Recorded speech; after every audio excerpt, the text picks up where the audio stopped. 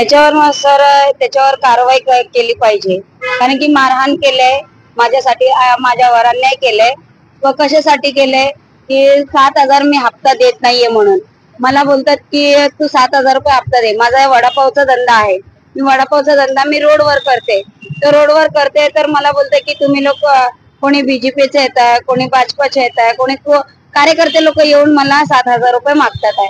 कशावरून मागताय? मी रस्त्यावर धंदा करते ना सर, कशासाठी मागताय लोक?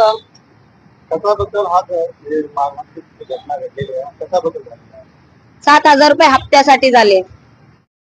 वडापावचा धंदा मी चालू केलेली आहे, त्याच्यावर म्हणजे ते तिथं गाडी लावते ना मी, तर मग आम्हाला हप्ता पाहिजे, 7,000 रुपये हप्ता पाहिजे म्हणतात. त्याच्यावरून मारहाण झाली आहे माझी.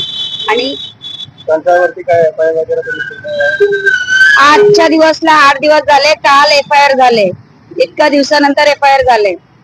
पूर्ण घटनामध्ये नाबालिगचं नाव येतात, लोकांनी नाबालिगच्या नावाने काहीतरी नाही, काहीच नाही केले ते लोक. प्रशासनाकडून तुमचं काय नाव?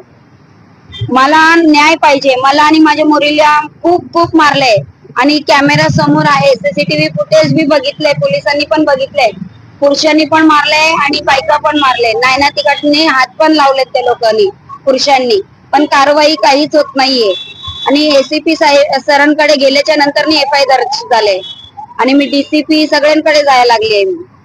आणि मी सगळ्यांना कार्यकर्त्यांना मी फोन केली, अतुल भास्करला फोन केली, तेही मदतीला आले नाही, महिला मंडळाला फोन केली, तेही मदतीला आले नाही, आणि अजंता मॅडमला फोन केली, त्यांनी पण फोन नाही उचलले माझा, बोलले की फोन करते मी रिटर्न, आणि फोन नाही उचलले.